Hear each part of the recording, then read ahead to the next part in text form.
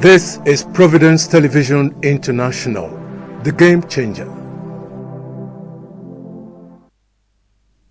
Welcome to the weekend news on Providence Television International. I am Ugbebo Ikekwa. The presidency has given further insight into the reason for the second replacement of service chiefs in the country, stating that it is a move to inject new direction into the armed forces.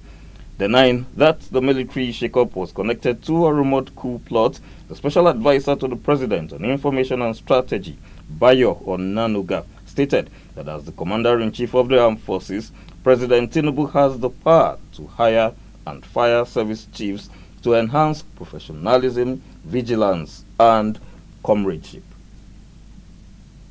Residents in Benin Metropolis on Saturday complied with the Edo State's monthly sanitation exercise, as most of them were seen cleaning their environs during the stipulated time period.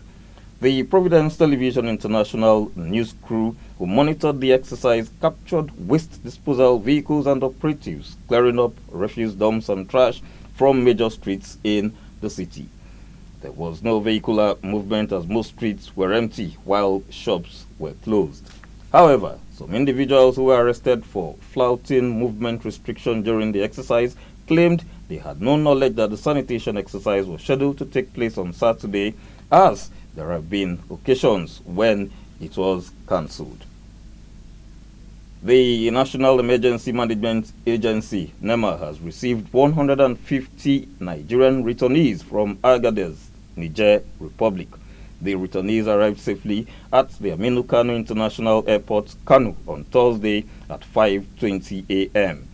Nema, in collaboration with the International Organization for Migration, IOM, has facilitated the return of thousands of Nigerians stranded in other countries as part of the ongoing Assisted Voluntary Return Initiative by IOM and the federal government of Nigeria.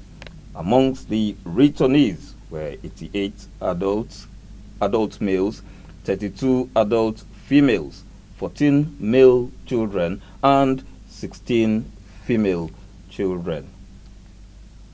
Pope Leo XIV on Saturday received Lebanese Prime Minister Nawaf Salam and his deputy Tarek Maitri at an audience which the Holy See referred to as cordial. The Pontiff and the Lebanese Prime Minister discussed the good bilateral relations between the two countries, while also stressing the Pope's upcoming journey to Lebanon from 30th November to 2nd December 2025. The discussions also focused on the hopes placed by Lebanese people in the process of reform and stabilization of the country. Residents of Iriakiri community in Ikene local government area of Ogun State on Saturday protested the alleged refusal of officials of the Ibadan Electricity Distribution Company to connect their transformer to the national grid after spending over 11 million naira on its installation.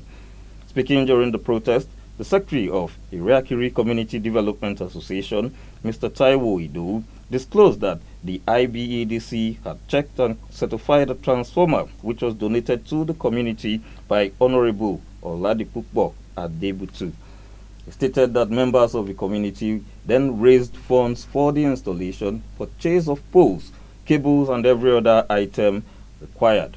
Mr. Ido, however, lamented the IBEDC's refusal to connect the transformer to the grid after it had earlier been approved for installation.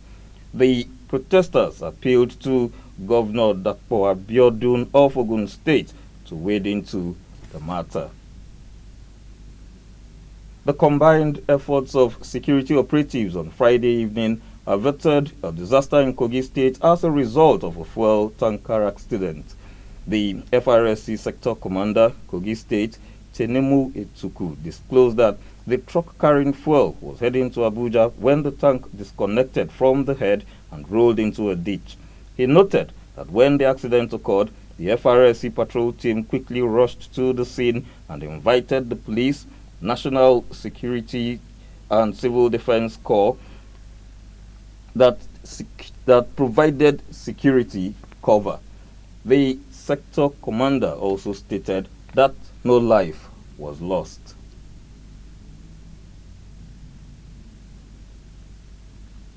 The Nigeria Customs Service, Tinkan Island Command, has intercepted 2 containers of vehicles used to conceal illicit drugs worth over 5.3 billion naira. The Customs Area Controller, Controller Frank Onyeka, confirmed the seizures in a statement issued in Lagos on Friday. He stated that the operation reflected the command's commitment to intelligence-led border enforcement and trade compliance. The narcotics have been handed over to the National Drug Law Enforcement Agency.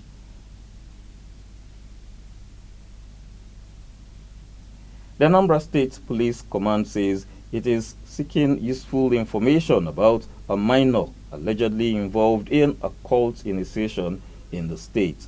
The State Police Public Relations Officer, SP Tochukwu Ikenga, stated that the police intercepted a disturbing video circulating on social media showing a group of young boys engaging in an unlawful cult initiation ceremony involving the said minor.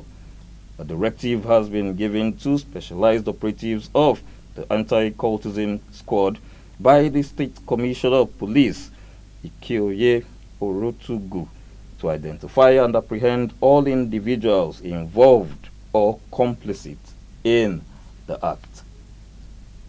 The Super Falcons of Nigeria got their 2026 Women's Africa Cup of Nations qualifying campaign off to a strong start on Friday with a 2-0 victory over the Republic of Benin. The 9-time African champions dominated the encounter with 2 goals scored by Chinwendu Ihezwo and Esther Okoronkwo, securing a first-leg advantage.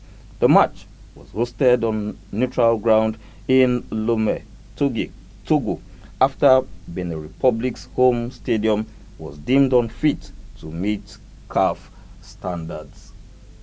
And that's the weekend news on Providence Television International. Thanks for watching. Please stay tuned.